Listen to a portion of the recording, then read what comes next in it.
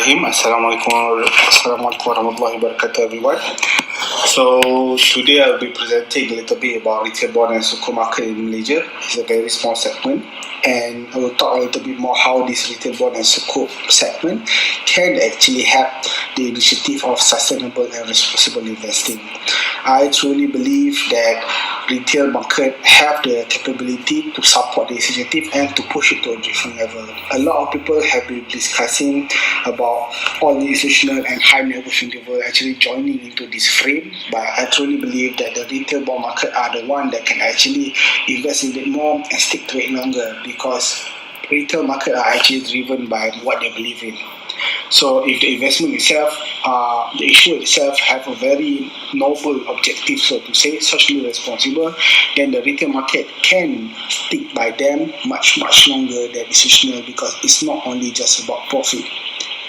So I will start my discussion today more on the retail bond and sukuk in Malaysia, and then I will discuss a bit about how it can help the SRI market.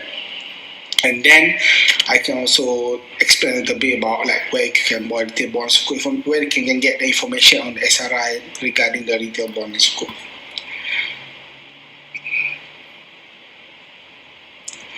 So why we develop retail bond market? First is to increase liquidity in the secondary market, especially on the lower rating. When a lot of like organization, a lot of institutions are actually looking for higher rating. So this lower rating that actually give extra in terms of coupons and also in terms of profits actually have very slow liquidity, meaning that people actually buy it and just keep it to maturity. So by having retailer come into the market, we believe you can increase the liquidity in the secondary market. Second is to widen investor base. Right now, the access to the bond and sukuk market have been limited to high net worth individual and institutional for so long. So only recently SC come up with an initiative to allow retail market to actually enter the bond and sukuk market. So with this, the market itself have widened the investor base. And the third most is to strengthen Malaysia's position as the leading bond and sukuk hub in the region.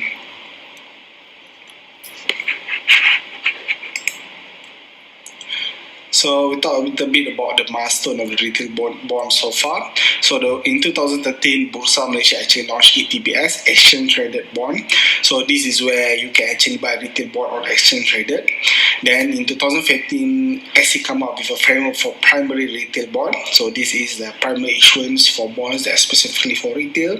2017, Malaysia SC actually launched BIGS Malaysia. BIGS Malaysia is an information platform where we centralize information on bond and sukuk in Malaysia into one website for free. So in 2018, SC come up with a framework for season bond. So this is the bond that the retail investor can actually buy the bond and sukuk itself without the issuer having to issue a separate issuance for retailers. So meaning that whatever bonds that already been issued under a certain guidelines by SC, it's season, then the intermediaries or the investment bank can actually sell this bond to retail investor. In 2019, BIGS launched the list of eligible distributors. So this is the list of where you can buy retail bond. And 2019 itself, IFAS actually launched the OTC retail bond, and you can actually buy now retail bond as low as 1,000 ringgit. I will explain about this more later. So normally how retail can invest in bond right now is first you can buy bond fund. This is from unit trust, from mutual fund. Then you can buy through exchange traded bond. This is Bursa. You can talk to your broker to ask about what the available bond that they are. The next is primary retail bond. So this is bond that are being issued like an IPO on the first primary, just specifically for retail. And the fourth is season retail bond. Season retail bond is the bonds that are issued for institutional normally, but then after a certain criteria or guideline in SC are met, then the intermediaries can actually season the bond, cut the bond and sell it at a lower amount to retail investor. So the challenges in the retail bond market, first is the extra cost to issue. So especially if we're talking about issuing in the exchange traded, you have an additional cost of going to the exchange trade platform itself.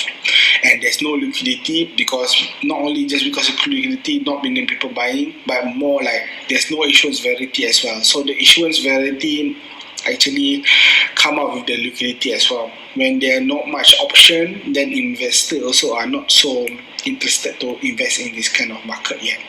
And there's a lack of public access for information because bond and sukuk have always been for high levels and also sophisticated investors.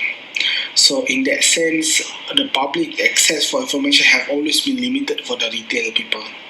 And the fifth is there's no high yielding bonds, meaning that most of the bonds are being issued with a high rating like AAA or GG bond. The yield are actually very low, in the sense that it makes sense for institutional that have billions of money to invest in it, but it does not really make sense for retail market that are looking for higher retail.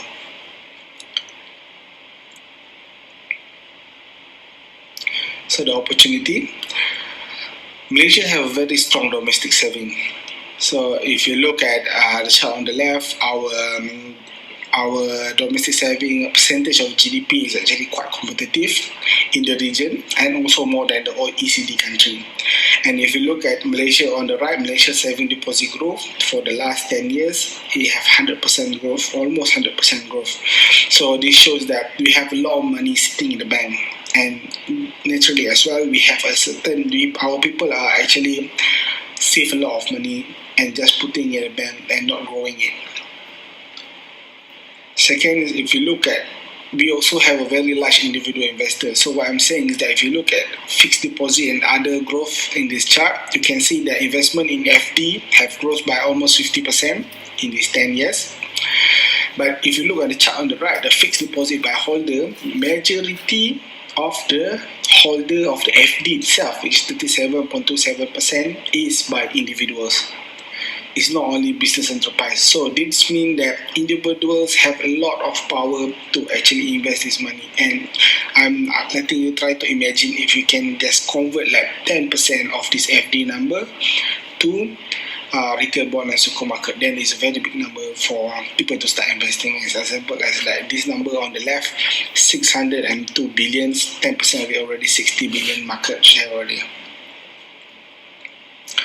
And there's also demand for bond products. See, number of fund type as of December 2018, 20.3% of it is actually bond fund.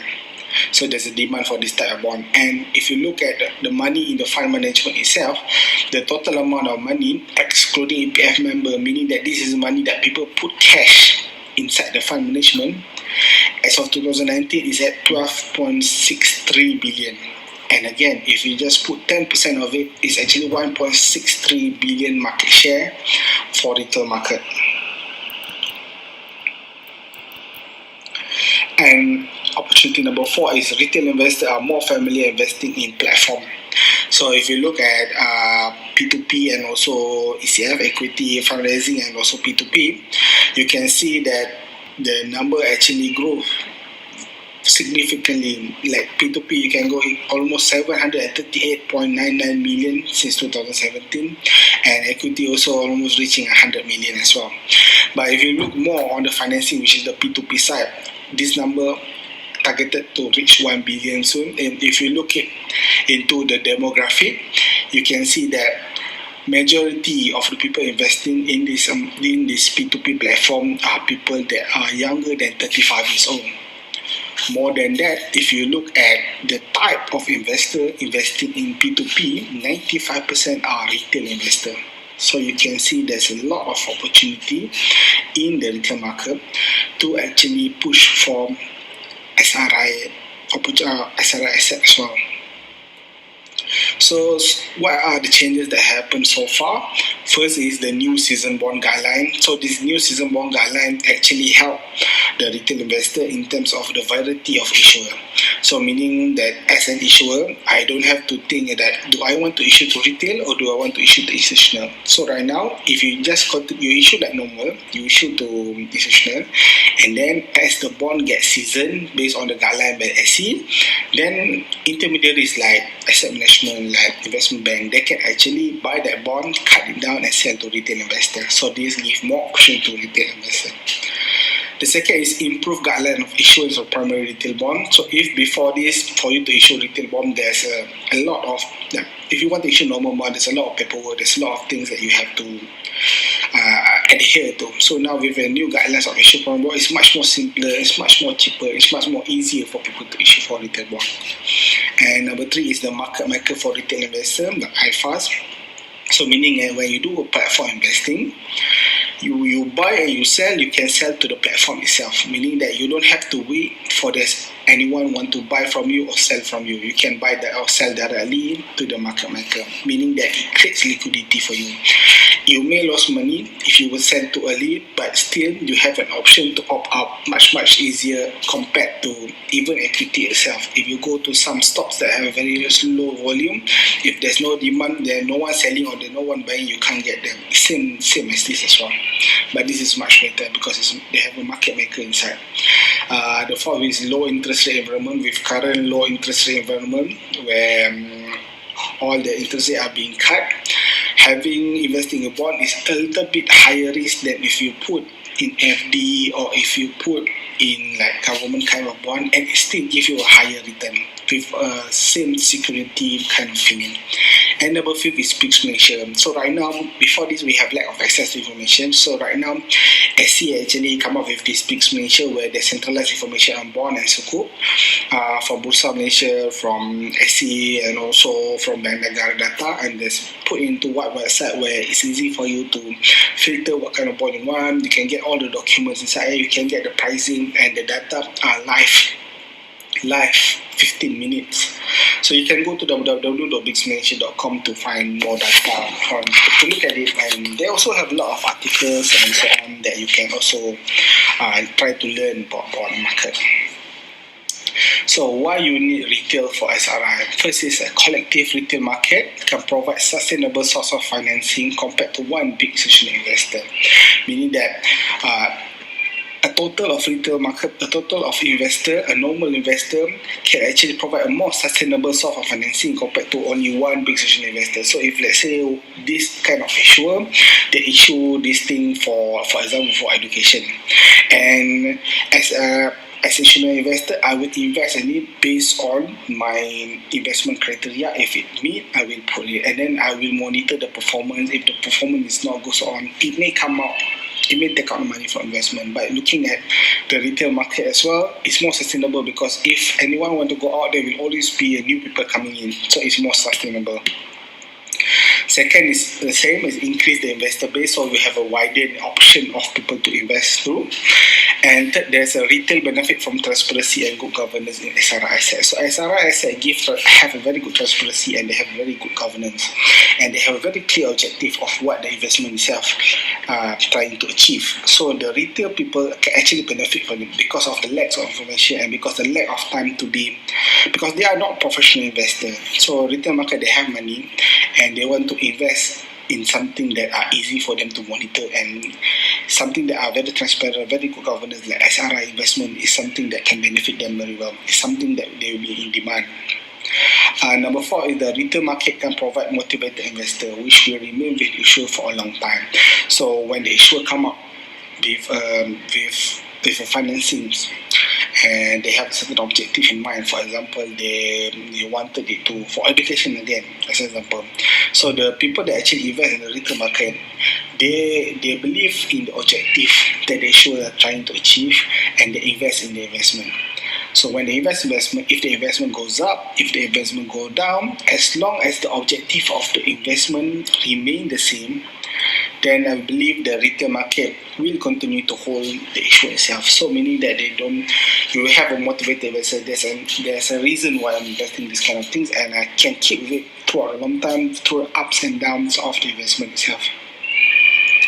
So why you need Bix Malaysia to actually help you in this your SRI journey or bond and sukuk retail bond and sukuk journey? We have an intelligent and advanced bond and sukuk search function. Very easy for you to search, and soon we're gonna have an SRI filter research function.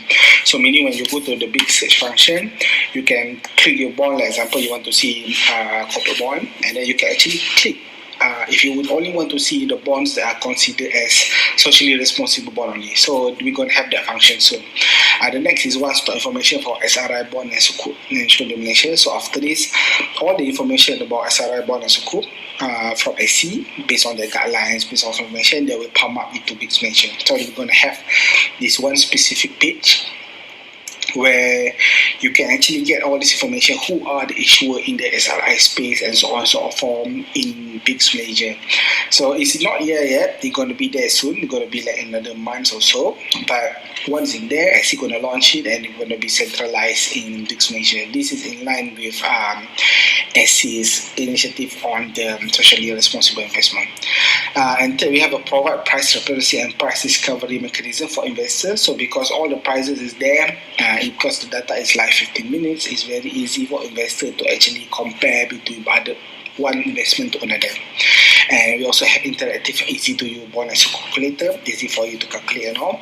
Comprehensive announcement search function for all issuers, meaning that all announcement related to any issuer will be there.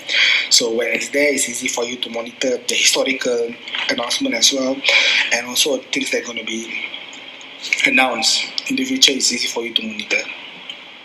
And also we also provide research report, writing report, articles and videos. So for people that actually want to know more about bonds, we have a very good fundamentals articles, and then we also have videos for you to learn what is bonds and those. We also have rating report, meaning that when there's a new rating movement and so on, you will get a notification. You can actually filter it through BIGS website. And also we also have a research report. We have our daily news. So if you subscribe to BIGS Malaysia, you can actually get the weekly newsletter, and then this weekly newsletter will allow you to have all this information about what are actually happening in the bond and sukuk space in Malaysia, specifically in Malaysia. So it's very good.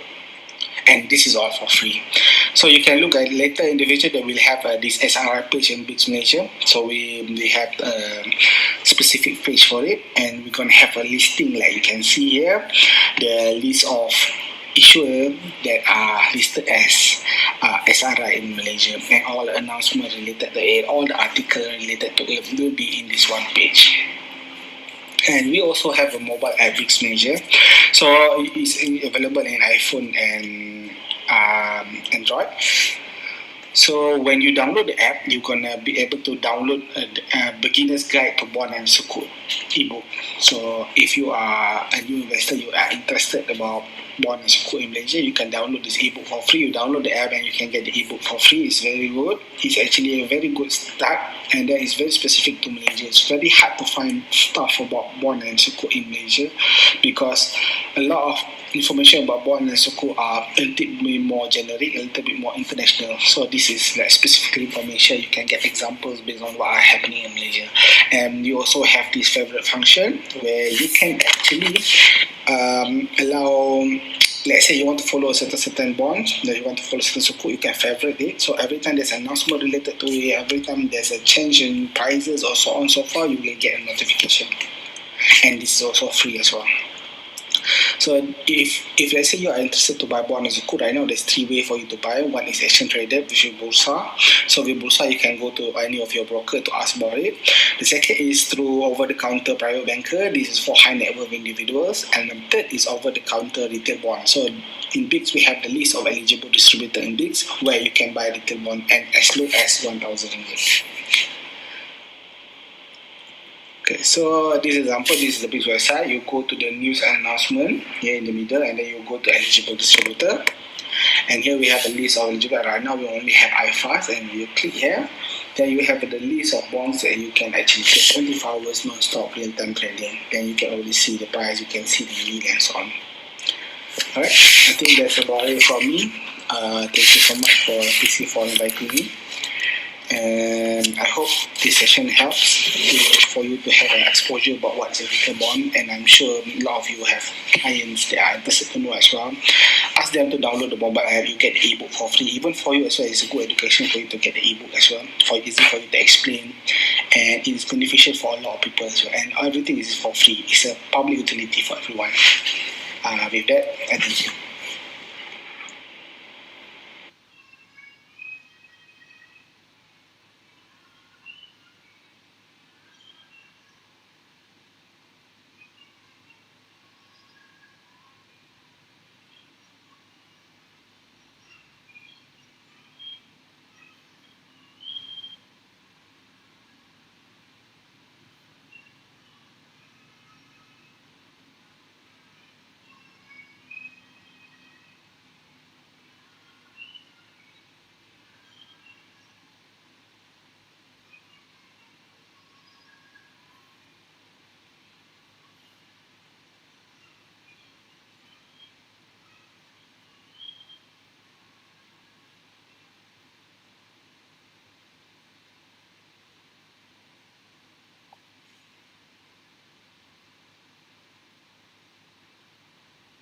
Ladies and gentlemen, we will take a 10 minutes break. We will be back for our next session, which is a discussion forum. Just a gentle reminder, please do, con- do for any assistance, do refresh page if you have any issues.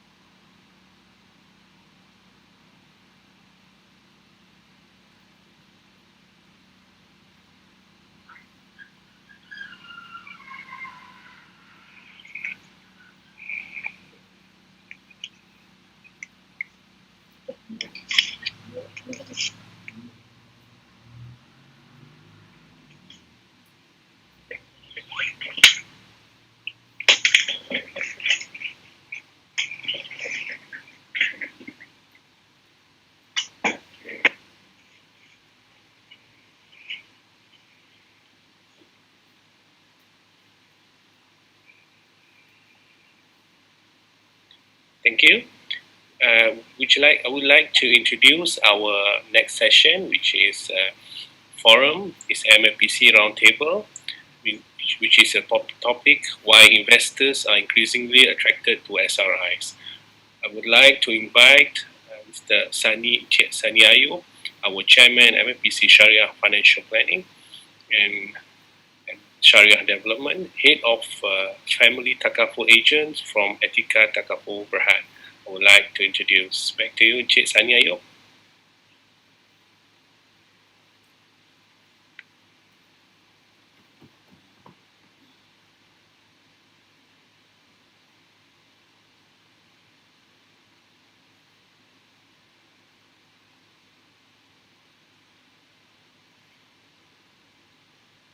Ya, Assalamualaikum warahmatullahi wabarakatuh. Yeah, today's topic is we're going to discuss on the why investors are increasingly attracted to SRI. To discuss detail about this topic today, and we are very fortunate to have three key panelists with us this morning. Before we begin, let me take this opportunity to introduce the three panelists that were with us. The first panelist is the Dr. Noor Suhada binti Kasri, which is she is a senior researcher and head of Islamic Capital Market Unit at the International Sharia Research Academy for Islamic Finance, or in short, they call it ISRA. She received her Doctor of Philosophy in Islamic Banking, Finance and Management from the University of Gloucestershire in collaboration with the Markfield Institute of Higher Education, United Kingdom, under the sponsorship of ISRA. And her Master's in Laws was from King's College of London under the funding of the British Chevening Scholarship Award. Her Bachelor of Laws and Diploma in Sharia Legal Practice were from the International Islamic University of Malaysia. Prior to joining ISRA, she had almost 12 years of experience as a Malaysian advocate and solicitor, as well as Sharia lawyer. She is also set as a MUFG Bank Berhad Sharia Committee since 2017 to 2020. Let's welcome Dr. Noor. Thank you, Dr. Noor, for coming. The next panelist that we have is, I think, well known to many of us. Okay. He is none other than our Associate Professor, Dr. Hassan Laksana, which is currently, he is the Chief Executive Officer of Salihin Sharia Advisory. He is also the Vice President of the Malaysia Financial Planning Council, MFPC, and the Academic Director of Singapore Islamic Finance Academy, that is known as SIFA. Prior to that, he was an Associate Professor at the International Center for Education in Islamic Finance, which is in SEF, Malaysia. He was holding the position of Deputy Director of the Center of Research. So Dr. Hassan has his PhD in Islamic Law and Islamic Jurisprudence from International Islamic University, Malaysia. Prof. Hassan is a regular participant and has hosted Islamic finance workshops and conferences locally and internationally, and have authored articles, research papers, and even books in diverse topics and issues in Islamic finance in particular. He has actually authored more than 20 books in Arabic, English, and also published in Lebanon, Egypt, Singapore, UK, and Malaysia, and you name it. His book is everywhere in the world, right? So thank you, Dr. Hassan, for coming this morning, right? And last but not least, our panelist is Cik Ibrahim Sani. Cik Ibrahim is an Astro Awani lead business editor and executive producer, and he is the AVP at Astro Malaysia Holdings Berhad, the parent company of Astro Awani. He anchors a number of shows at the station, such as policies, and current affairs, shows such such as Agenda Awani and Awani Review.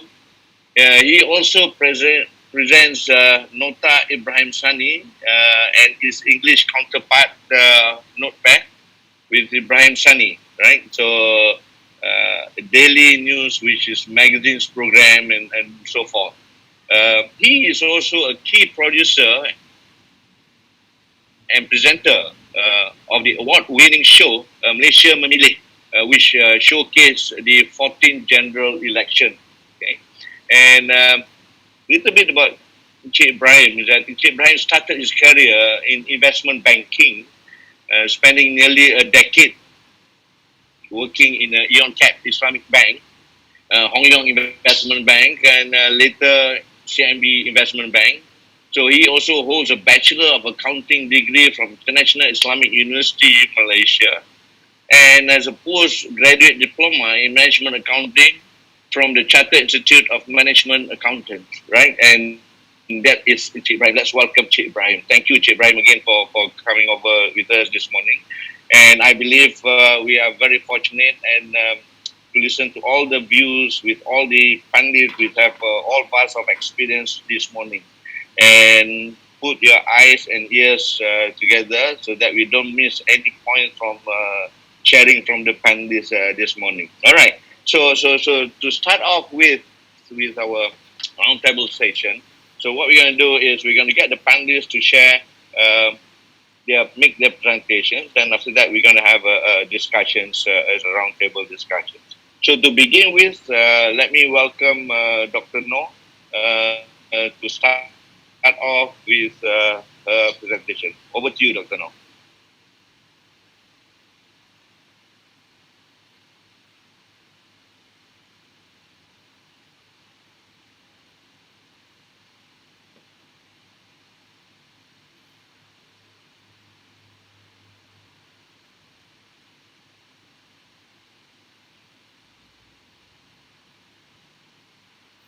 Okay, can share?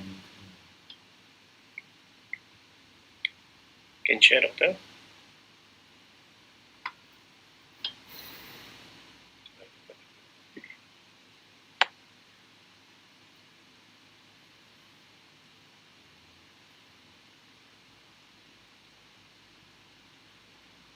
And put your eyes and ears together so that we don't miss any point from sharing from the panelists this morning. All right. So to start off with our roundtable session.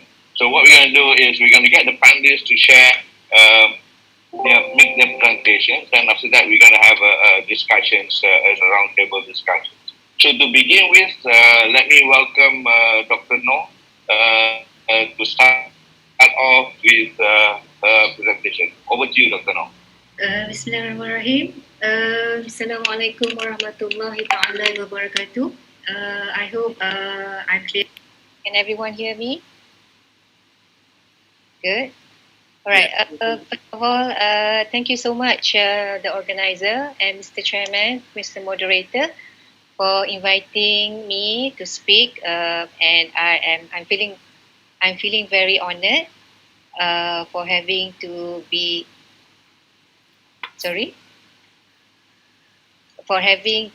able to share a little bit of my knowledge on on the topic today, why investors are increasingly attracted to SRI. However, my presentation will be very much focusing on the development of SRI policy and initiatives in Malaysia.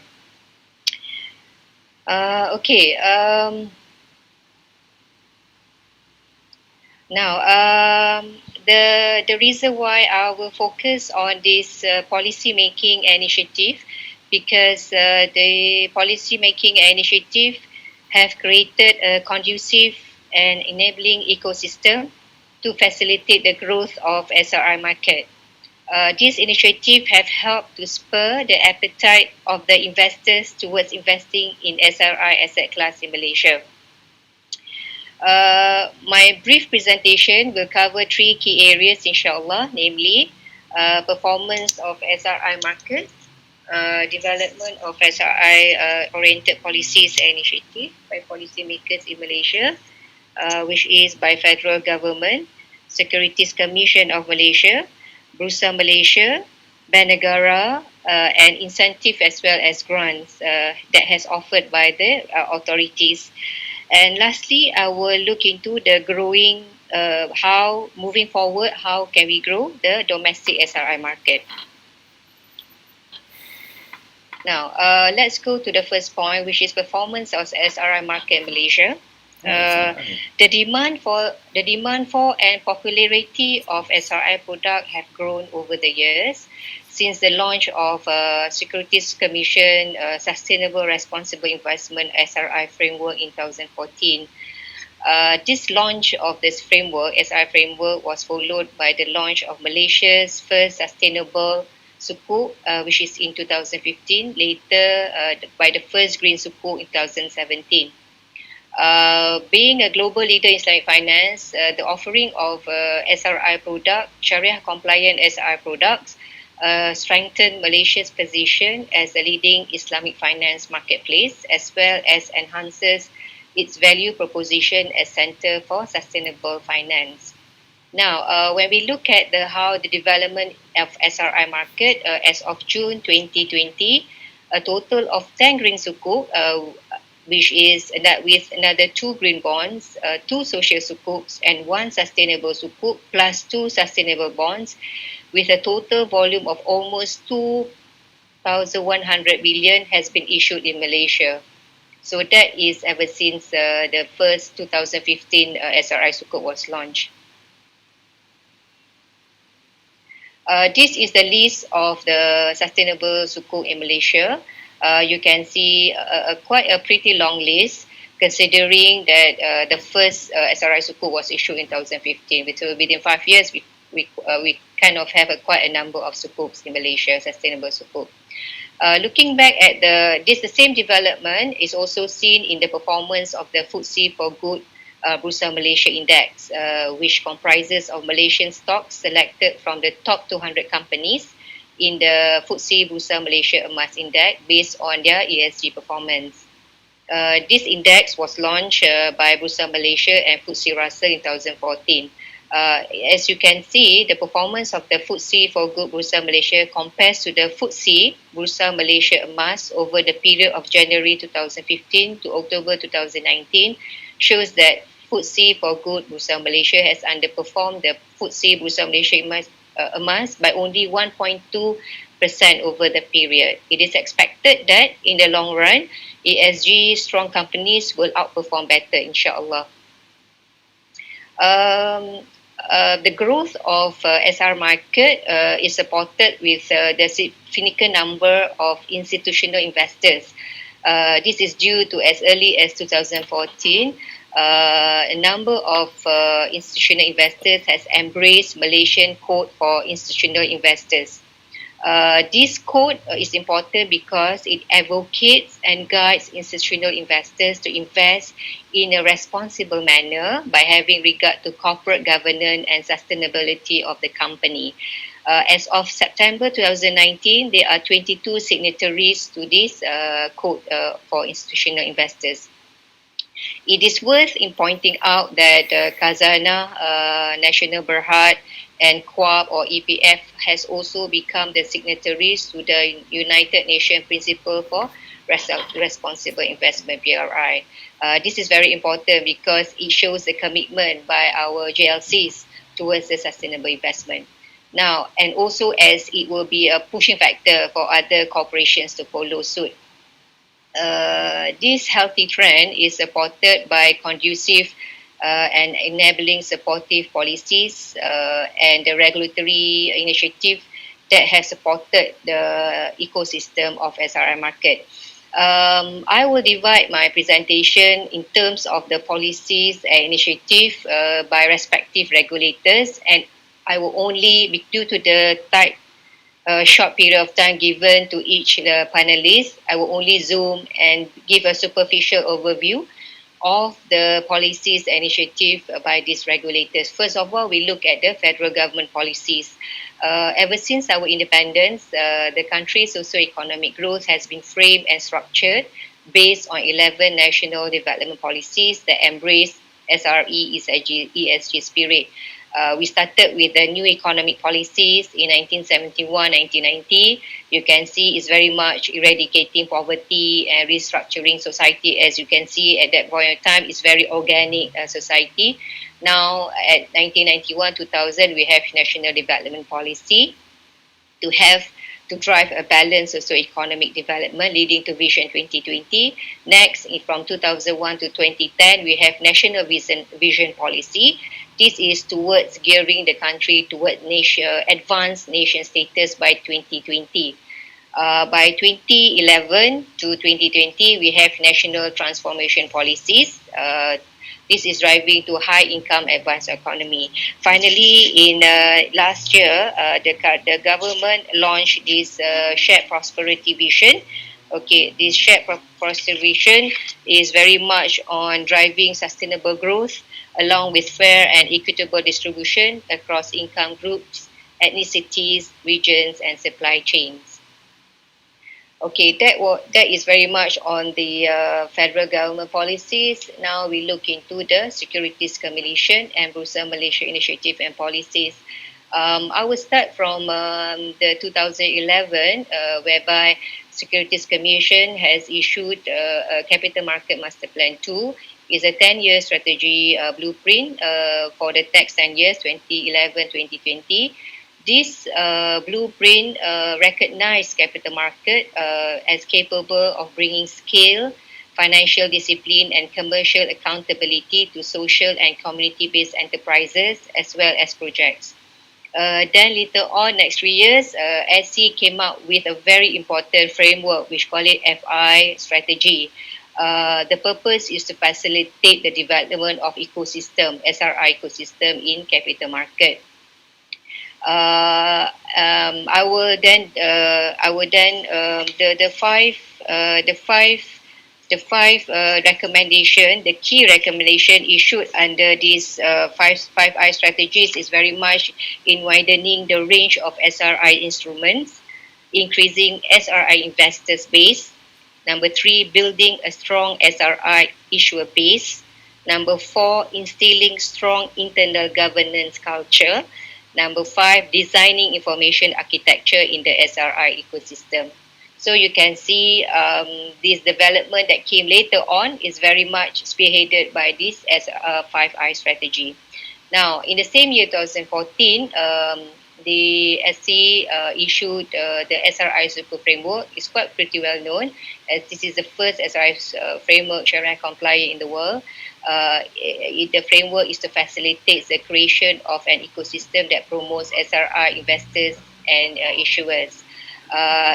Then this framework is then revised in 2019, where it enhances the disclosure standards, reporting requirement, and clarifies the role of external reviewers aligned with internationally accepted principles and best practices. Next, in 2015, Bursa Malaysia issued a sustainability reporting guide, which later in 2018, this guide has been revised. So the importance of this guide is that it guides the companies on how to identify, assess, manage economic, environment, social risks and opportunities. What I need to highlight here is that the implementation of sustainable reporting in Malaysia took effect on a staggered basis over 3 years, starting from 2016 and ending in 2018. As of 2019, all companies listed on Bursa Malaysia under the main market and ACE market are required to publish a sustainability statement in their annual reports. Next initiative, which is quite also popular one, is the guidelines on the SRI funds. These guidelines stipulate requirements for SRI funds to adopt sustainability consideration, such as the United Nations Global Compact Principle, the SDGs, and ESG factors. So you can see the movement of SRI policy is getting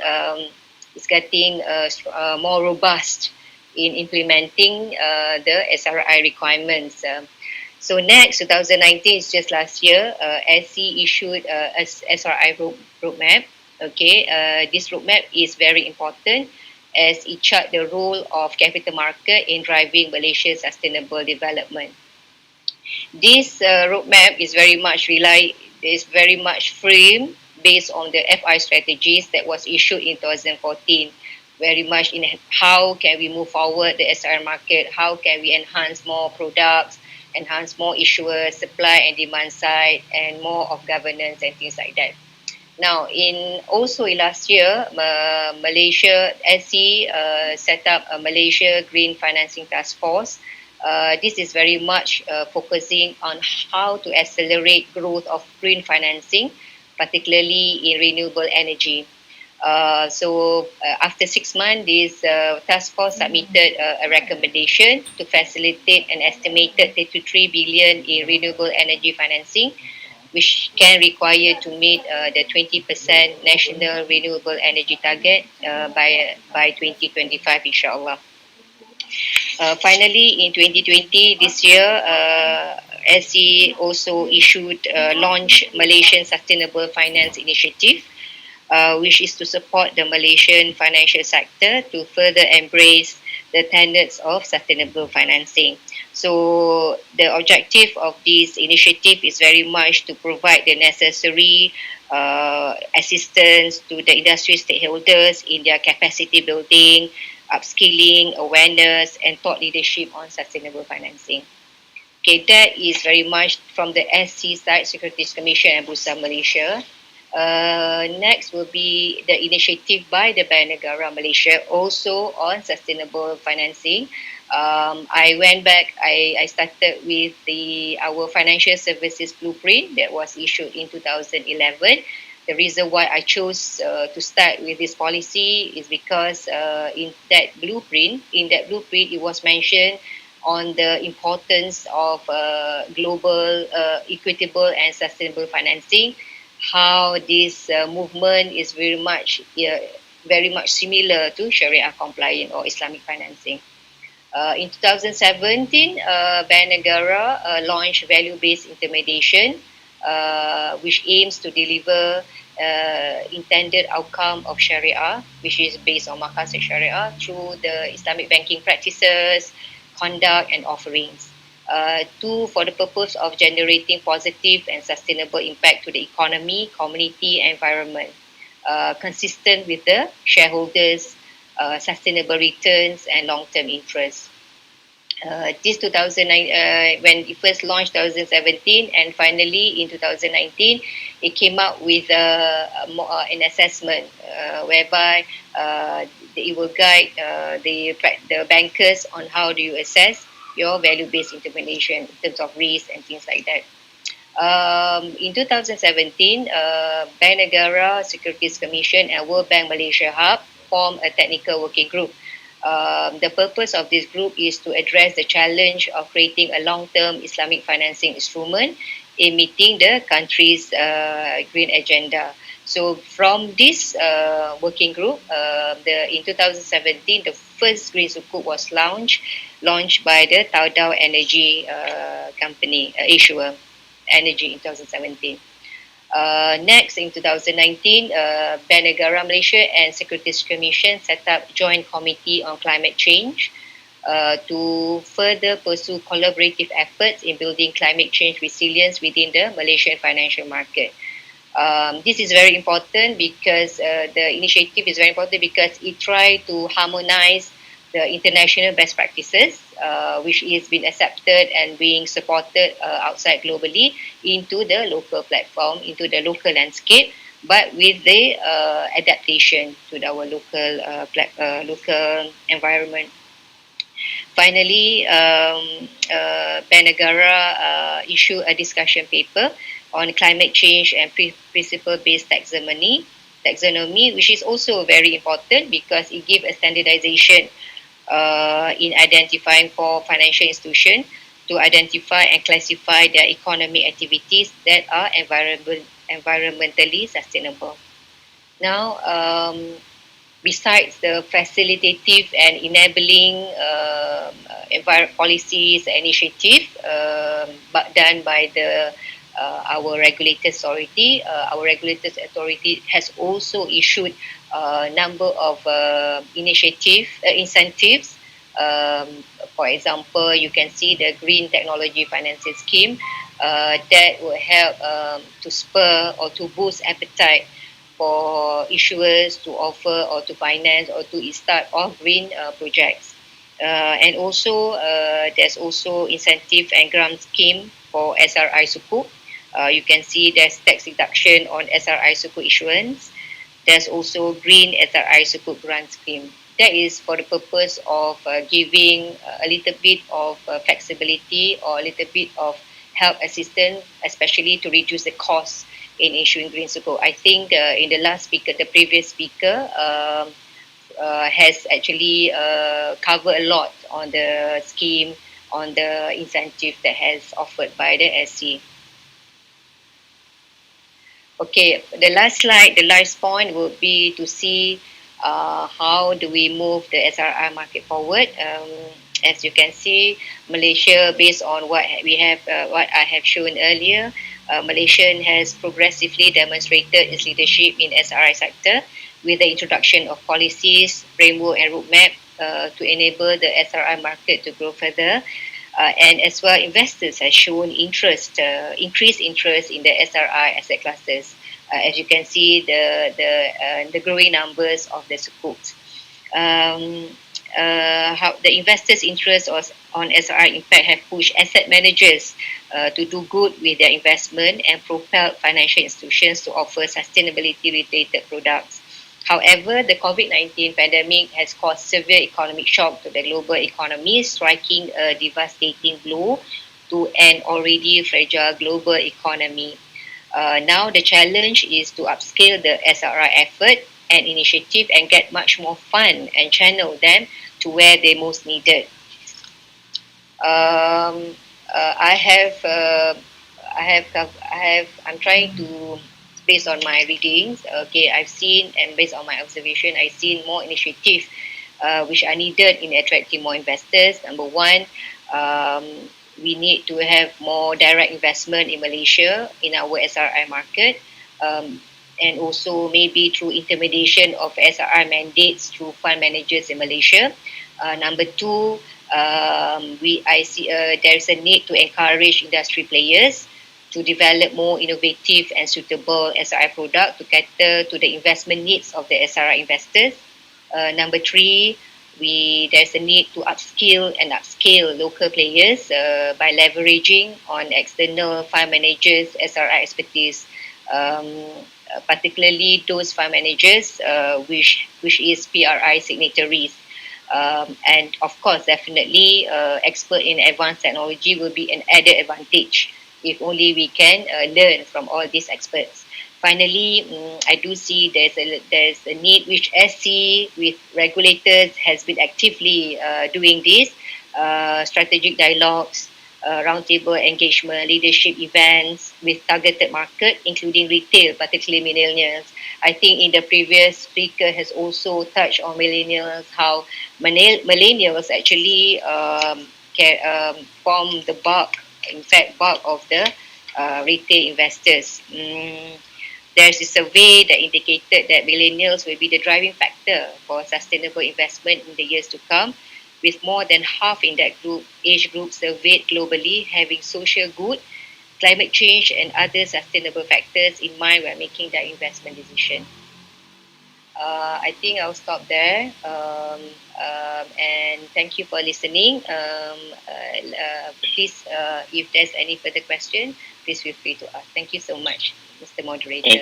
Thank you, Dr. Noor, for very informative, and I can see that Dr. Noor has covered from the performance, policies, initiatives, and I've covered the whole framework. In fact, the whole roadmap since 2011 for the last 9 to 10 years, what we have put in place. Thank you so much, Dr. Noor. Let's now move on to our next panelist. I'd like to call upon Prof. Hassan to share his views and thoughts. I think over to you, Prof. Has also touched on millennials, how millennials actually form the bulk, in fact, bulk of the retail investors. There's a survey that indicated that millennials.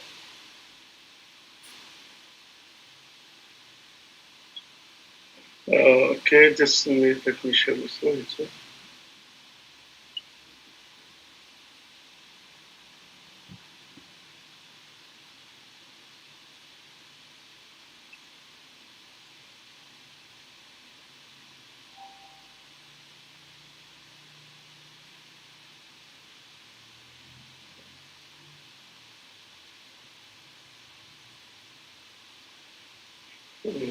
All right. Can you hear me? All right. Yeah. Bismillah ar-Rahman ar-Rahim wa salatu wa salam ala Rasulil Kareem. Assalamu alaikum and good afternoon. First of all, I would like to express my thanks and appreciation to MFPC for their kind invitation to be part of this roundtable discussions on a very important topic indeed. Within this 10 minutes, I try to briefly present some key points related to the main discussion on the increased interest and attractions of the investors to the SRI. So let me just start maybe with putting some facts in order to put our discussion in proper context. Maybe you start saying that there are other terminology as well known in the market, which are in the context with the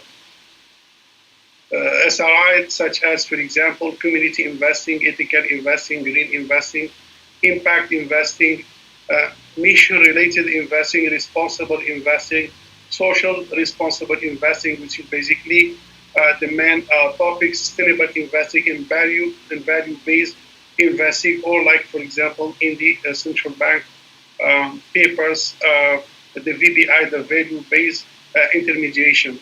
So all these basically terms have been used in different forms, but at the bottom line, in the substance, they share the main scope basically, and the main objective, which is more an investment on an ethical base through a careful selections of the investment asset classes, whereby there are negative lists normally will be removed from those investment classes and select the investment classes which are normally in line with the impact on economic, finance, and social and create value, not only to the shareholders, but the other parts as well, such as planet, as we are going to see, and social. So it is from the standpoint of moving away from self-interest to share prosperity. That's basically part of the bottom line of this trend of investment, because we have to take into account and understand that selecting this kind of investment somehow will hit the bottom line to the shareholders, but shareholders choose to do so in order basically to realize more objectives and create value which have an impact to the society. So as you can see here, the mutual funds asset basically have increased 35% and move from 1.72 trillion to 2.58 trillion US dollars. And also the total number of the SRI mutual fund has increased from 475 to 636. So what I'm trying to say is there is a kind of very significant move and a series of trend moving or shifting the investment from a traditional kind of investment to a specific kind of investment. And you can see also the figures, the trend as presented. shows that the ethical investment or the social responsible investment is not become anymore a niche, but it become a mainstream. So basically, the market is shifting from a niche to mainstream, and this is basically still ongoing trend and expanding basically portfolio, and the asset keep increasing year by year. So we may see that it's become a fact that the trend is real on the ground, and just imagine the size of the SRI is more than the size of the Islamic finance itself, which shows that Islamic finance kind of have a common ground with the SRI, but yet the SRI size is much bigger than the Islamic finance say asset. And the reason again is because of the value, because of the missions, because of the visions of the shareholders, because of the ethics, because of the value, because of the safety, because of the prosperity to the others. And I think there is a lesson here we have to the humanity learn. It's not anymore, through the communications, media, internet, social media, reporting, transparency, and the information become very what's so called available to anyone, that investment in weapon doesn't bring prosperity to the humanity. Investments in gambling houses or investment in liquor productions or tobacco doesn't bring prosperity to the society. Only investments which basically look at some criteria which are driven by values and ethics may bring prosperity. And also people understand now it is not anymore about a bottom line, because the bottom line and the pure self-interest and profit maximizations would may lead to some kind of disaster. That's why the shifting is a serious, and it has a very serious ground.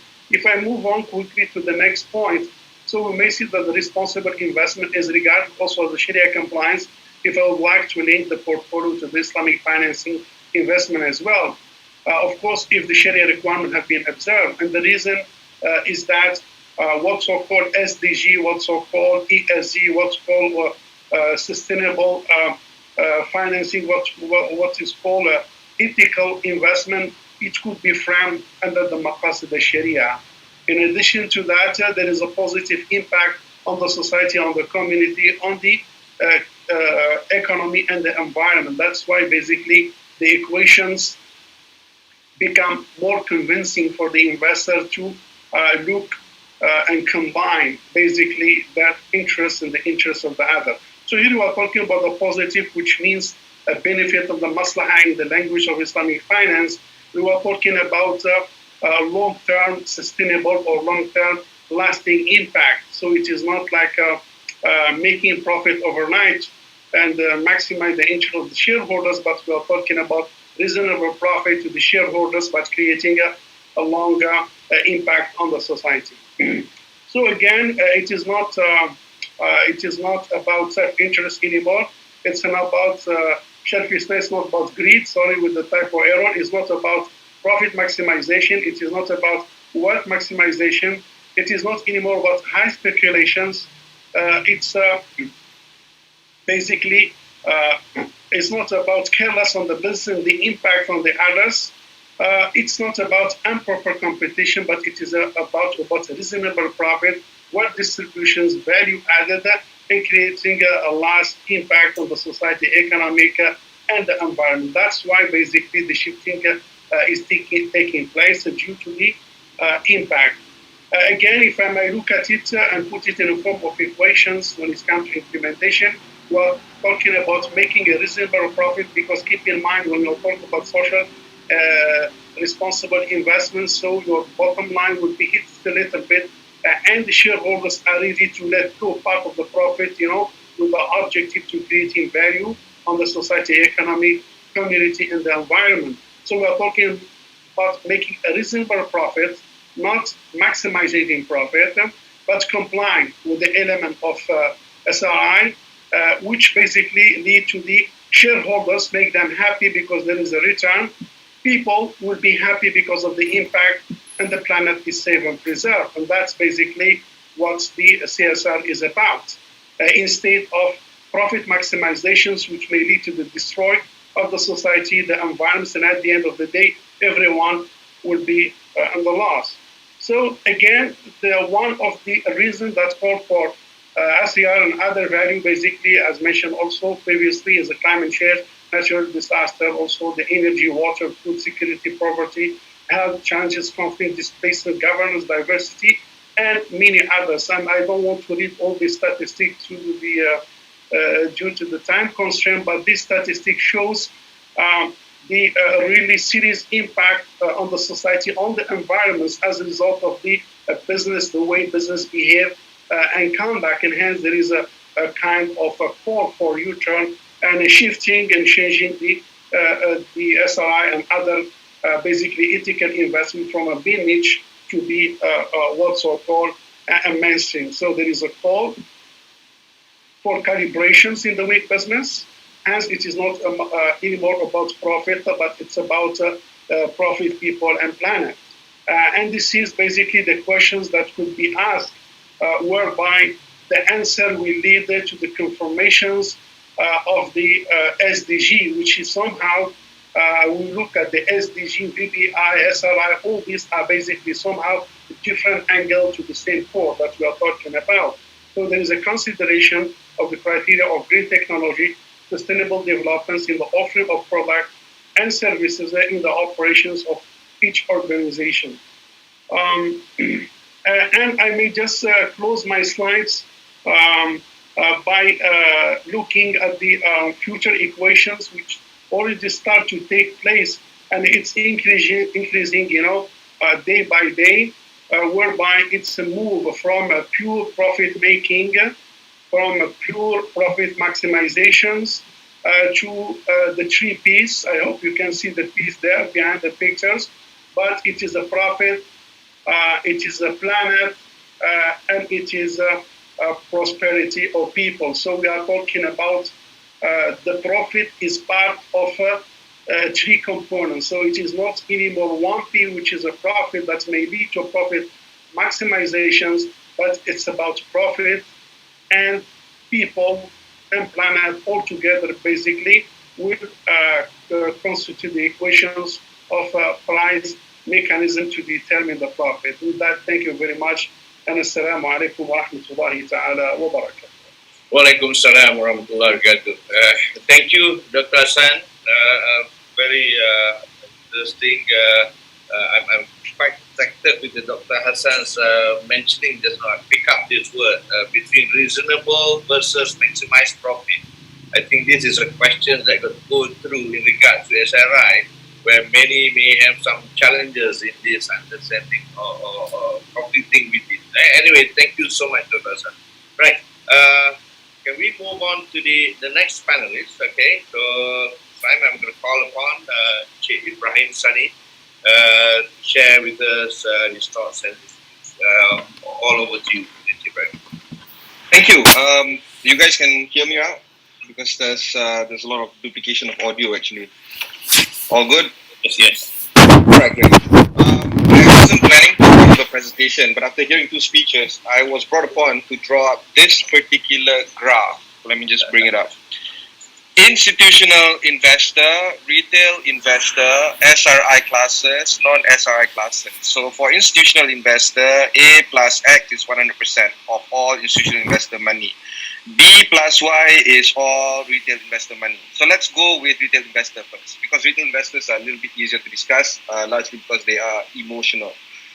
When we talk about retail investors investing either in SRI or non-SRI, I don't have the data with me, but I can, reasonably say that only a few retail investors actually care for what an SRI is and what it stands for. Essentially, retail investors are still going after profit because this is their hard-earned cash and they are investing on their own behalf, and therefore it is very emotional.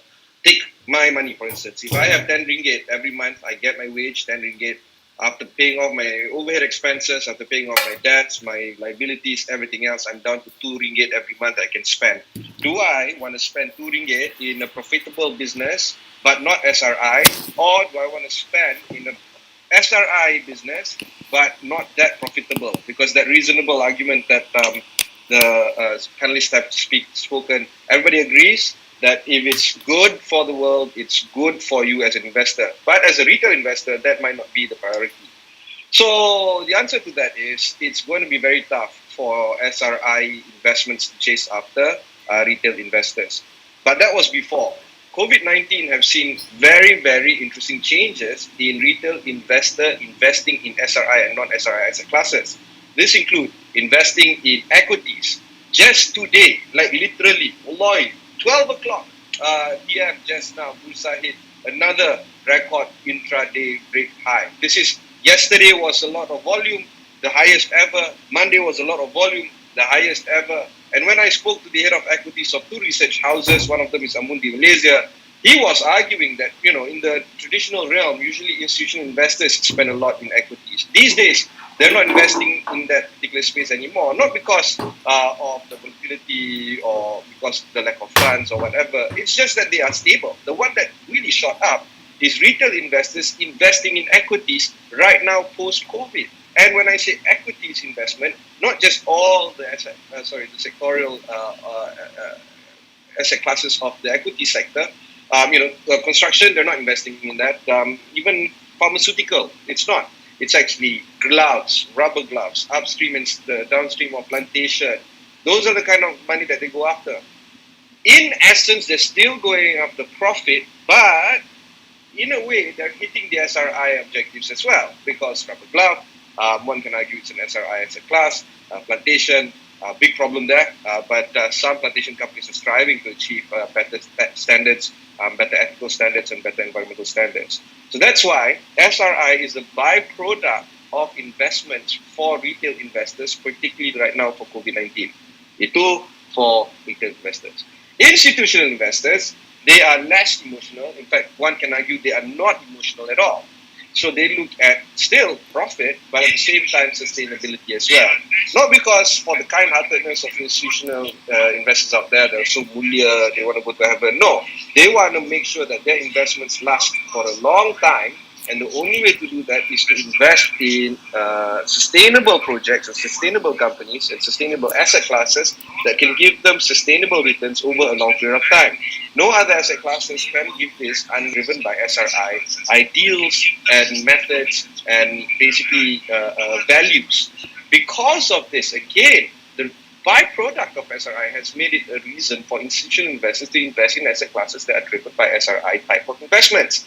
Again, SRI provides the answer for investors to choose after or to go after, because it's more sustainable in the long run. Now, you can punt high, and I'm pretty sure institutional investors within their scope of pie of investment, they're not going to put 100% of that pie in SRI investments. They will be divided by risky businesses, non-risky, sustainable, non-sustainable, long-term, short-term. There's a lot of variations there. But within that pie of sustainable, long-term, stable returns, they will go after the SRI. So the question is, will institutional investors spend more time in this part of their investment pie as opposed to the other sectors?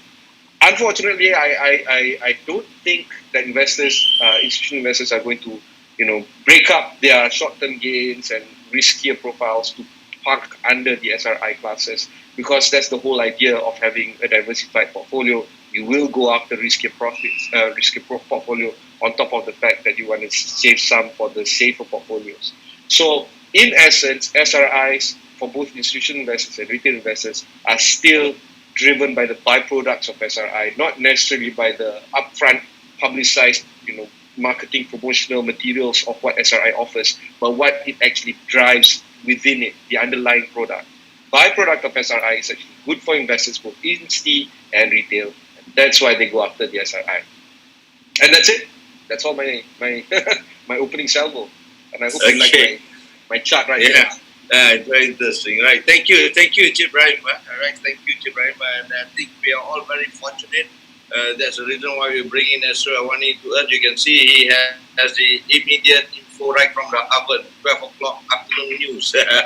Okay, anyway, it's a very interesting and informative information that you have shared with us. Okay, and of course, looking at all the panelists sharing and whatnot, of course, if we have the benefits or the opportunity to the problem we don't have the time to actually dwell deeper on those topics, but I think those are topics are very interesting.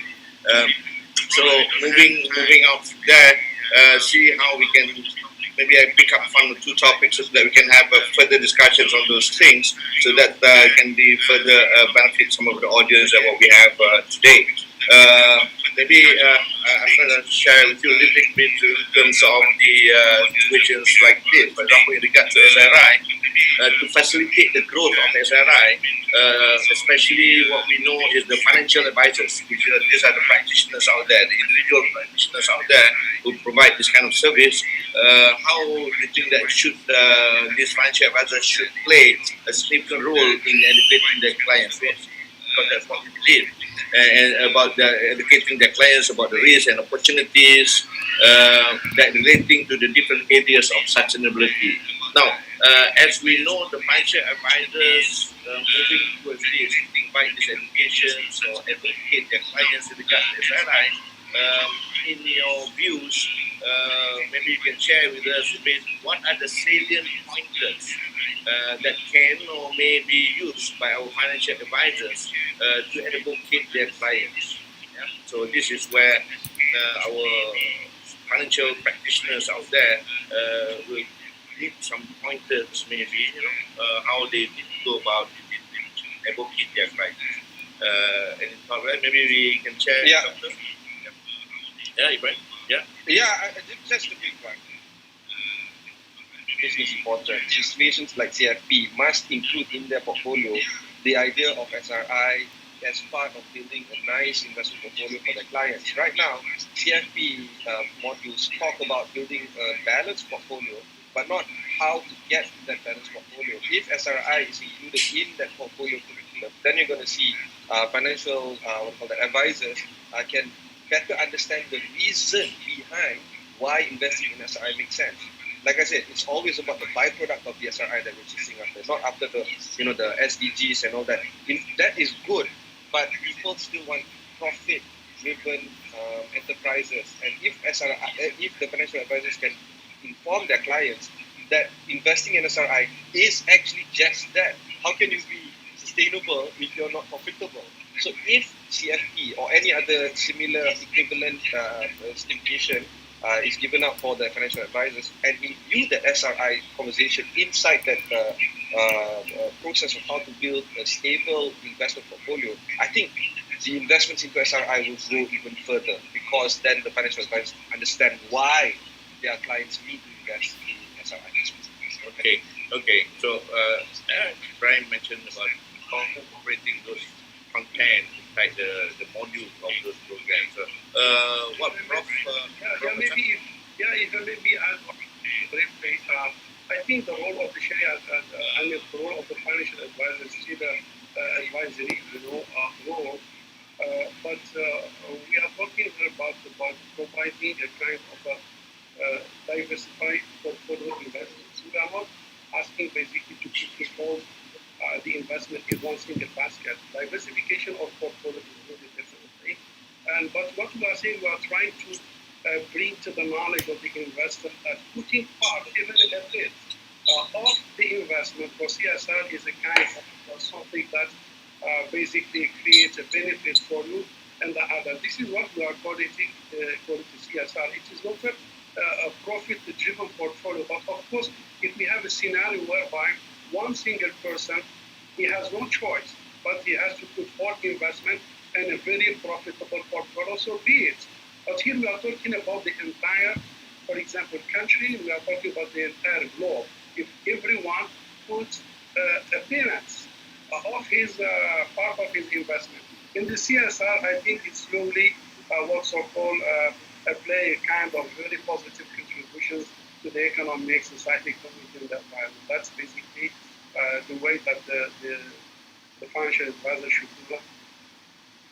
If I may add, Yes. Cik Sani, Yeah. On top of what the other speakers has mentioned, I think in the way that we have the conversation, the way we narrate our product, because it's something new in Malaysia.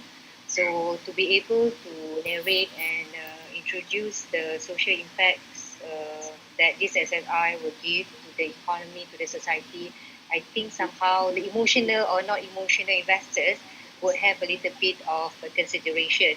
On top of that, I think what we can play around is the word halal and toiban. All this while, I think I hear that halal and toiban is a word that has been used around, and it kind of gets people's attention. So that kind of narration must be done, and income tax benefits. For example, in the Lakin Central Cash Wakaf shares, in the Khazanah Islam Space SRI Sukuk, investors, shareholders are entitled for some tax benefits. So I think that will give some kind of a booster to boost the appetite of these investors, inshallah. Okay. So which means we're looking into those specific differences what SRI brings, right? So Yeah. those are the pointers that can be shared with how to advocate this through. Yeah. But this is where I like to pick up the Hassan's mentioning just now, because many of our financial advisors, when they go and talk to clients, try to advocate, and this guy to say, hey, when you talk about investment, I'm trying to maximize my profit, as opposed to reasonable profit. I mean, I would say these are some of the barriers. These are some of the barriers of as much as financial advisors trying to go there and advocate in regards to SRIs, but somehow or other they are start facing some challenges down there. So, in your views, what are the common barriers that would be faced by some of these advisors moving forward? If they want? Yeah. If I Yeah. start first, Yes, I think please. the barriers is very much in terms of capacity. There's maybe because of SRI, something still new, so there's lack of awareness, understanding, and exposure. Therefore, because the very focus all this while has been on conventional investment. SRI is something new. If you can see the way, take for example the development of Islamic banking, the development of Islamic capital market, it takes years to where Malaysia is right now.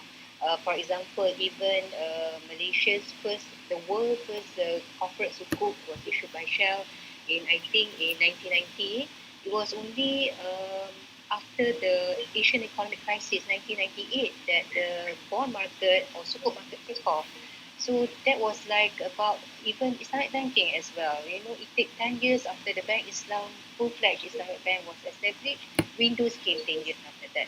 So I think it takes a while. But in the interim, what the government, what the authorities, regulators has done is very much to stabilize the environment, to really build up infrastructure, the right infrastructure. This is what I see in terms of policy, in terms of initiative. I think we are moving in the right direction, inshallah. Yeah. Yeah. Okay. Especially with the advanced technology nowadays, I think. Definitely, You're right. Yeah, you are right. With the advanced technology, you can see the disruption.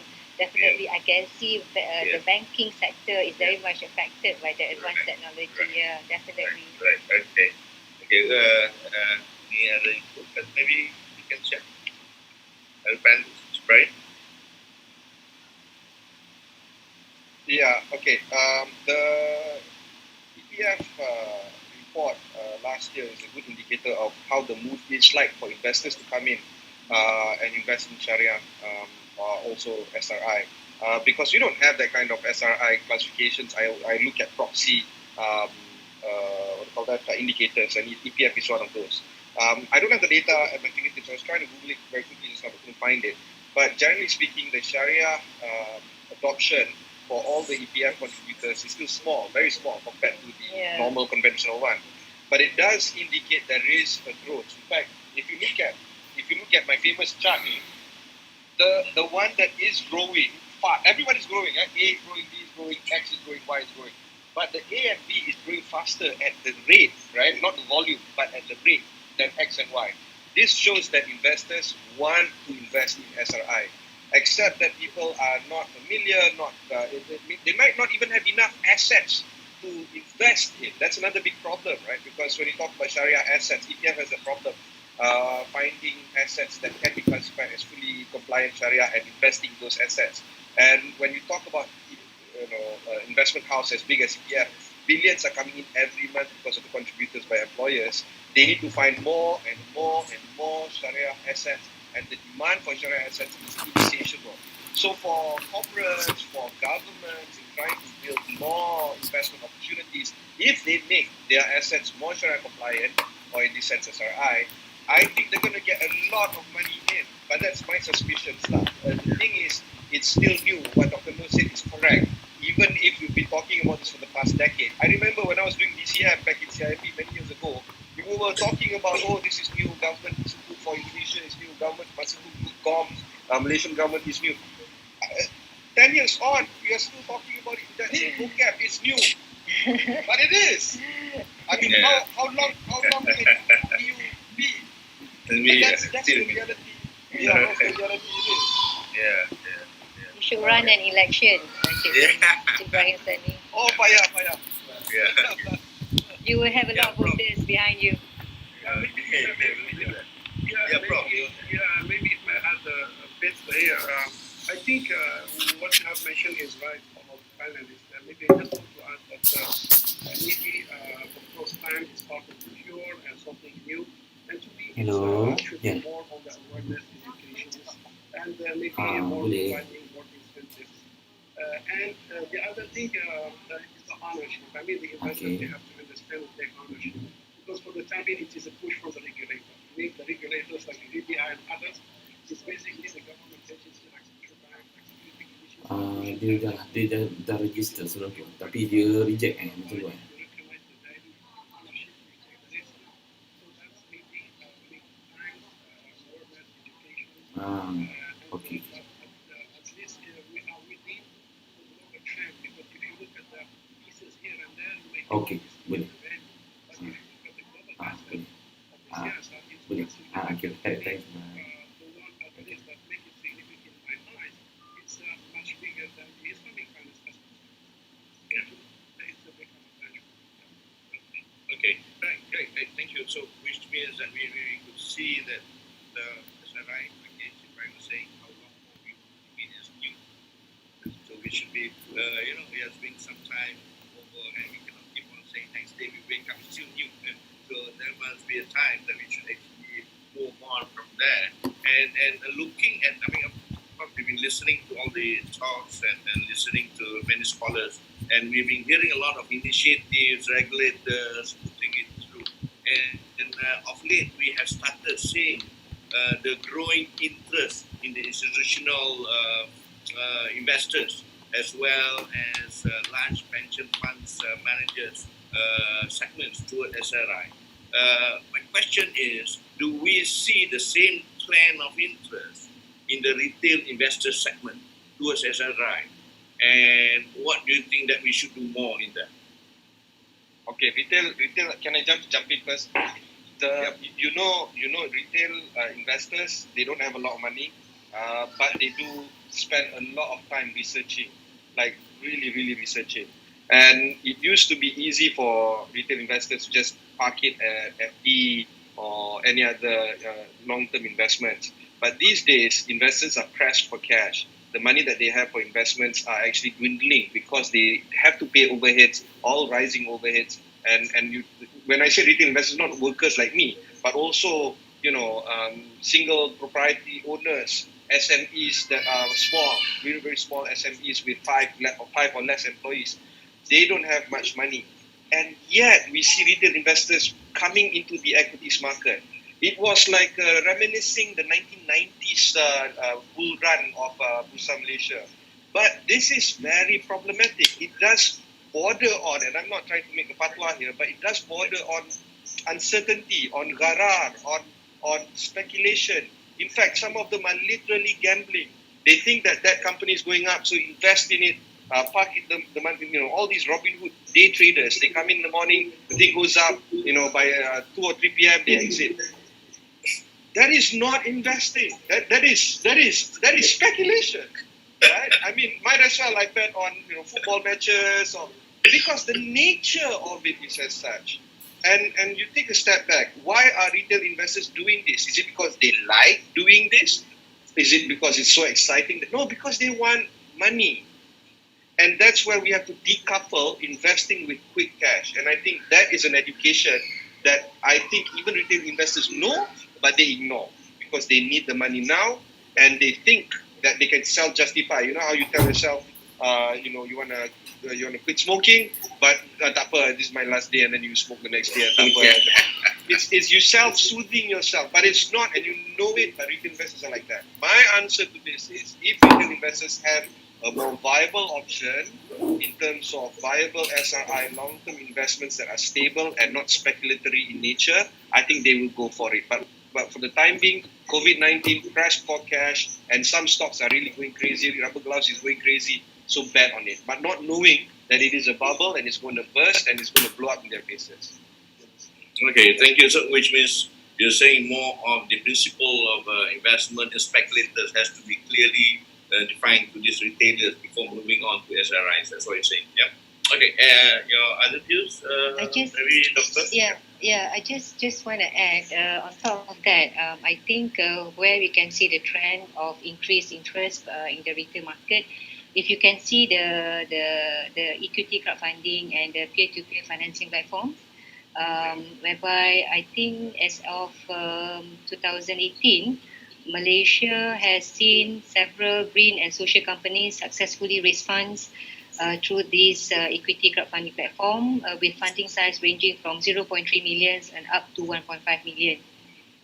This platform actually has been used to attract attention from the retail markets. And earlier on, there's one speaker that says that P2P market, very much the bulk of it are the retail investors. So the growth of this equity crowdfunding definitely shows, and P2P definitely shows there is a trend of this interest towards Sony. And I think being I'm a retail person.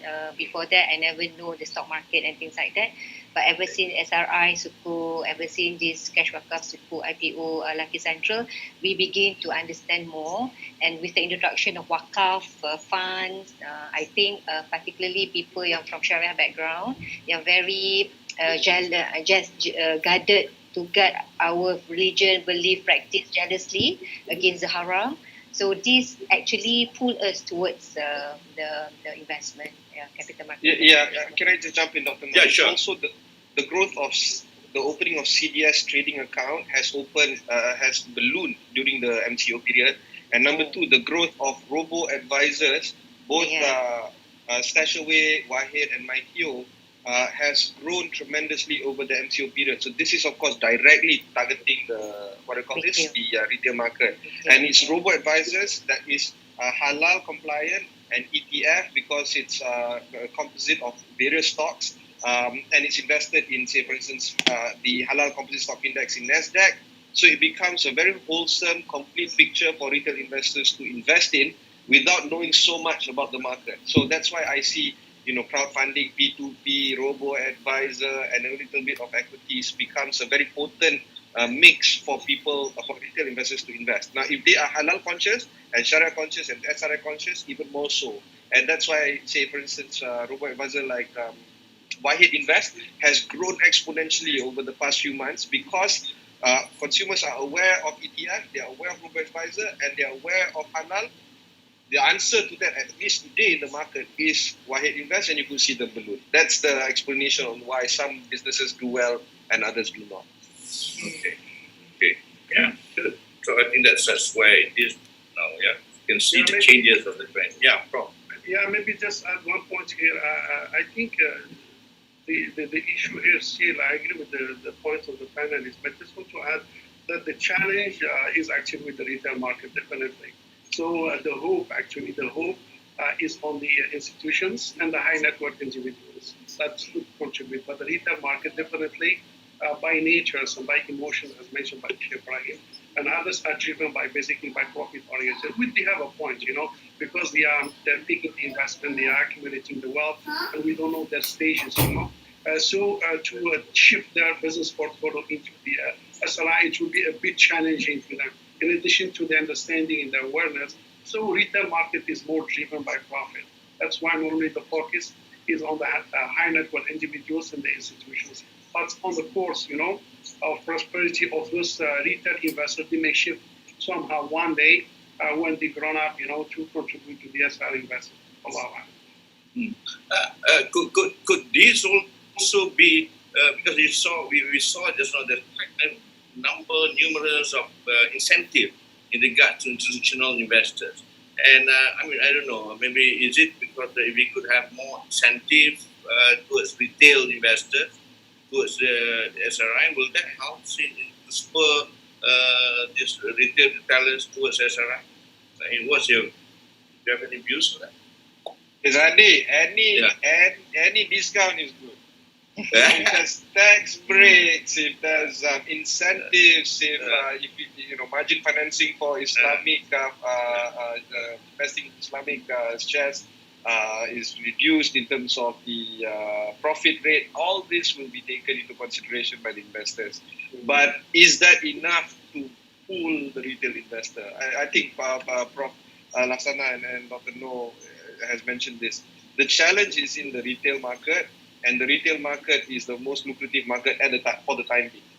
But because of that necessity to make a quick buck in and out of the market right now, retail investors are going to make very, very problematic decisions that actually will hurt them. And I don't know whether more incentives for them to invest in SRI is going to help, because when you are desperate, which everybody is right now for COVID-19, you tend to make silly mistakes, and sometimes deliberately so. Yeah, okay. Yep. Okay. Dr. No, anything to add on that? Yeah, I think I agree 101% with what Brother Ibrahim was saying just now. Setuju. As a people who pay tax, definitely I love tax benefit, things like that. If you can see zakat, for example, if you pay zakat, you get 100% rebate, right? Like as if you pay income tax. So, of course, I do not know whether that kind of incentive would definitely drive the retail market. I do not so. We've yet to see, because as of now, I remember in the last government, there was some kind of announcement that they made on wakaf to give some kind of tax benefit also on wakaf. But I've yet to see that being implemented, because I know if you are doing it, definitely there will be more fundings coming from the public, inshallah. Okay. Yeah. Interesting. Yeah. Prof, anything there? Yeah, just maybe one thing that may bring also the investor in addition to the incentive, which is a hope actually, is that the SRI investment classes should perform, in the same way that the other investment classes perform, or at least close to it, So the investor will not compromise much, on the profit, because it is also represent one of the bottom line that creates a stability for the That's the hope, Yeah. Okay. Yeah. This is what's happening, that what we saw in the market. Coming back to where we are in Malaysia, maybe you see that what are the Malaysia's views, Malaysian investors' perceptions about social responsible investments?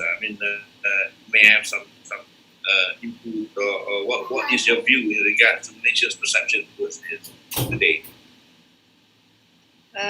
If I could share a little bit, I remember when I was in UK doing my master and PhD, that was in 2007, 2012.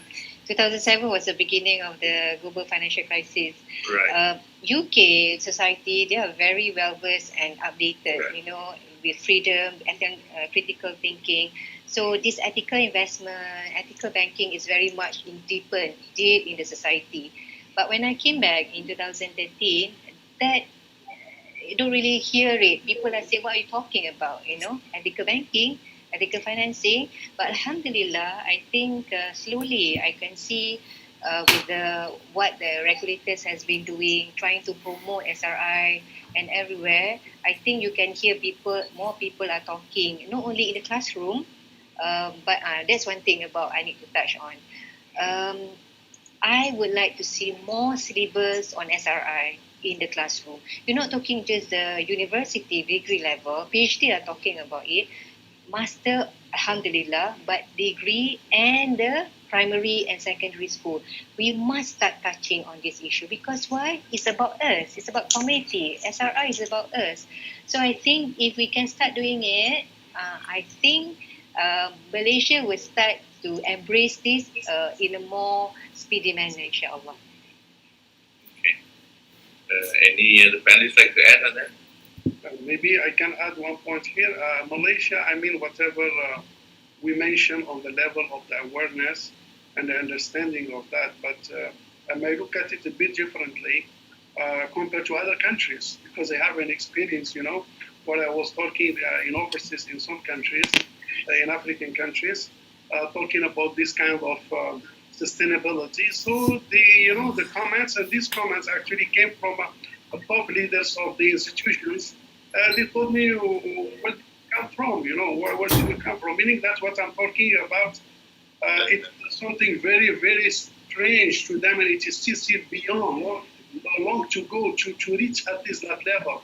At least in Malaysia, we have this kind of discussions, regulated, the creating the laws, as mentioned by Dr. Noor, all these policies, and initiative from the government agencies are creating a push to the post institutions, cascade down to the populations, throughout the media and the social media and the news. But in some countries, there are still these conversations is a kind of a strain that you are coming from a bull or from a different country, from a different world. It's really amazing. So whatever we say, I mean, we are still in a good level of knowledge and advance. Yeah, the thing is, the way I predict the future, and the future is not that hard to predict these days. COVID-19 is going to change the world, and investing is also one of it. I think there will come a time when people will talk about how to invest pre-COVID and how to invest in post-COVID.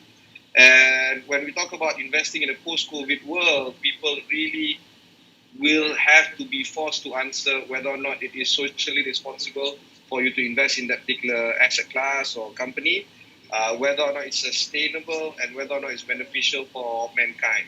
If they cannot answer these three questions, I don't think you're going to attract a lot of money for investments.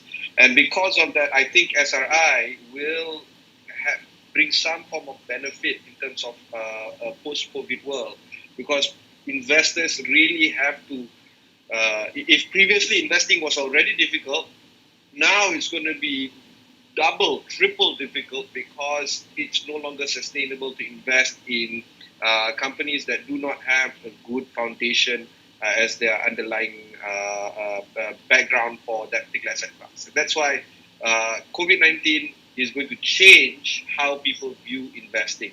And this is an opportunity for the SRI businesses and companies and asset classes to rise up to the challenge and grab that new money that is going to be poured into the market. Because if they cannot rise post-COVID, I think this is it. I think the next decade, we're still going to be talking about how SRI is still a burgeoning, nascent industry, padahal dah 20 decades dah. Betul. Agreed. And it's still new. Anyway, as what you were saying, I think which is very true, as it is now, Malaysian perceptions towards SRI investments or towards investment, you can see it's going very different. And Brian mentioned that people are looking at different angle, but with the convict experience, this is an opportunity that what we saw. So what we look at is, as what mentioned, is that a lot of advocation needs to be made, a lot of educations need to be made, and what's most of the panelists are suggesting or viewing that all those content should be part or put in place right at the beginning of education. So which means that exposed to that. For example, I mean, the experience that Dr. Noor has when she came back from UK, everybody's talking about ethical, they came back to Malaysia talking about ethical, ethical, so it's like does not exist, and they say they are not interested. As long as I put money, I get my money back. That's all they want. So this is where the changing, and just like, for example, not only that, in terms of taxation, for example, you go abroad, everybody when he got his salary tax, he will put aside first. But in many cases in our environment, we only know about tax the moment when we get paid salary. So this is where the awareness. So maybe those educations in regards to those ethical things could be put into the from the educations, right, from the even lower level, not has to be in higher institutions, right? So this is what we have in place. So very interesting. Of course, lalu perkataan ini selalu keluar, which I got to add to it, bahasa Melayu sedap. Masa selalu mencemburi, mencemburi. So that's why we have challenges. I mean, I'm getting there. While the earlier was not a little bit hot, now getting hot and hotter. But if I don't stop now, I think I'm getting fired after this. So of course, it's a very, very interesting topic sharing by all the panelists. I think everybody benefit from that. I like to have my last questions. Maybe you give me your 5 or 6 words in regards to this. Maybe you could share with us with your 5 or 6 words what role we in Malaysia as individuals can play towards SRI. Practice ourselves. Okay. Yeah, sorry, I jumped the gun, not to know. But Okay. practice ourselves. Because Okay. if we don't do it ourselves, it's very difficult. I preach people to stop smoking, but if I smoke, it's very difficult for people to with me. So lah ni dah setahun, I dah quit smoking. So it's now I can now bagi khutbah to people to stop smoking. The same thing about SRI. I got to learn from you then. So nicotine gum, Cik Rani. Anyway, if you don't invest as an individual inside SRI assets, I don't think you have the right to actually preach to people to invest in SRI assets moving forward. So for me, I have moved all my investments to SRI despite despite running at a loss for some more rich products. But I know for a fact sustainability is the answer. If I can go for sustainable investments, I will. And therefore, I will move and have moved all my investments into SRI. But that's, sorry to disappoint, my money is not a lot. And when I say I move all my investments, I'm not moving my millions. It's just a small amount. But just few billions only. Just few billions only. That's I was just about to say I don't have much money to invest whatever. So you guys are multi-billionaires. Anyway, my word will be to continuously do dakwah on benefit of SRI, to keep on doing and create awareness on it. One thing about this, I realized that COVID-19 pandemic is a blessing in disguise actually. Despite the hardship that COVID-19 brought to us globally, it comes this opportunity. We started to realize the gaps in our economic structure, social structure. So this is the time that we revisit and we do something, okay, to rebuild what the gaps, and then we address this together with the whole community. So I think, but one thing I would like, if there's institutional investors around, and also other corporates, try and get SRI mandates, to invest. I don't know how many mandates you got, but at least if everyone can do play their role, SRI mandates is very important. Okay, all right. Thank you. Thank you. Yeah, bro. Yeah, if I may just say, I think we have to keep creating the awareness, making the call for the message, to public, to individuals, to investors, to institutions, even through lobbying, as mentioned, to be part of the vision and mission. And that's the good trend, that hundreds of institutions, via, the statistics of Harvard Business School, shows that over 80% of the CEOs of global institutions are putting the SDA, ESG, SR as a part of their mandate, at the institution level, meaning within a mission and vision of the institution. I think that's a very a blessing, but maybe the impact is not so significant, but it is time is part of the cure. But we have to keep, creating this kind of awareness through these platforms, conferences, research, books, syllabus, educations, and so on and so forth, until basically it expand and grow and go through the society. Yeah. All right, thank you. Thank you so much. I think if I could just a quick wrap up and angle that I would like to pick up here before we actually end the session is that we can see that panelists did highlight that the retail market is huge. A lot of things need to be done, especially the financial advisors has a role to play, But obviously what's being highlighted here is that there are a lot of challenges. That means a lot of hard work needs to be done, right? A lot of hard work needs to be done. So which means this is where, again, the awareness, the sensitivity about SRI is where the future of investment is all about.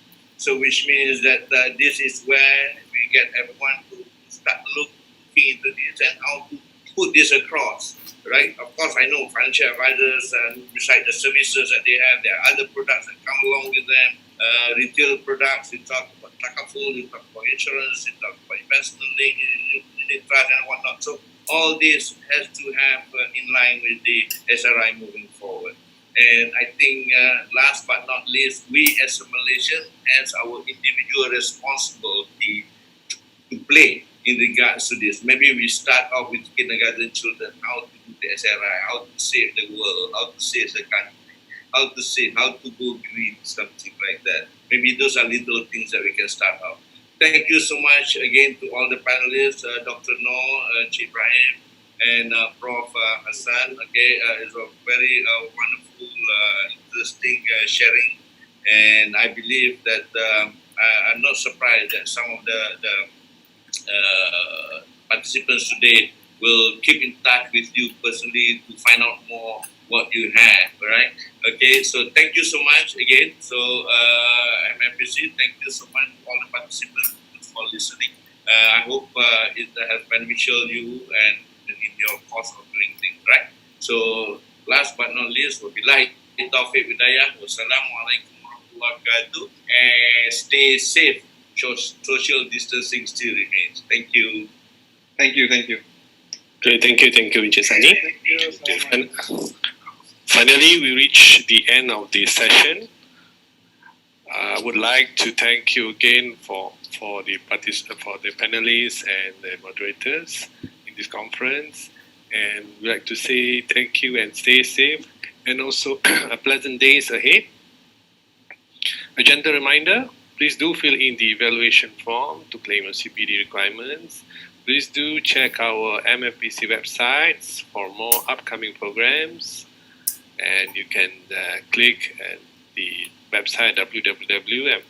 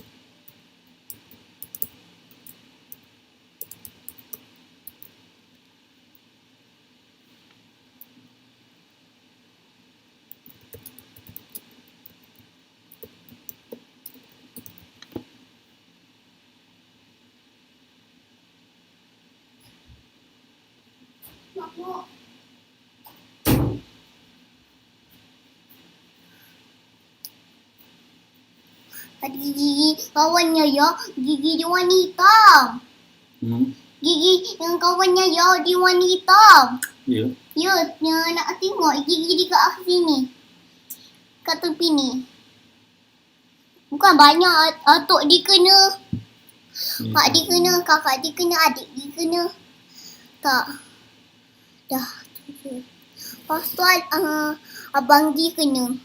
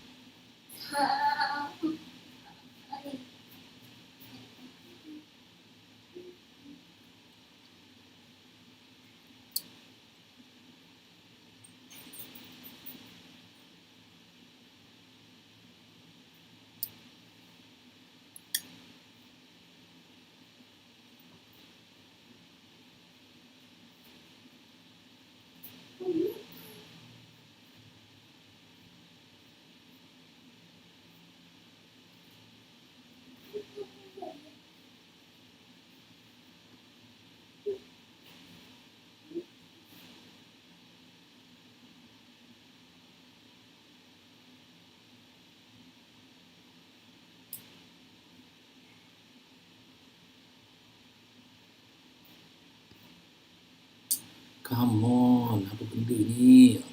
Dah habis. Stop this.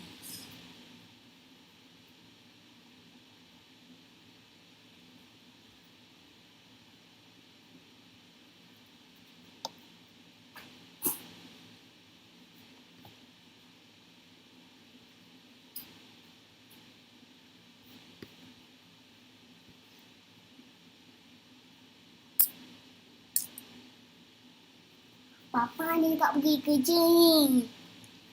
Papa pergi kerja tak?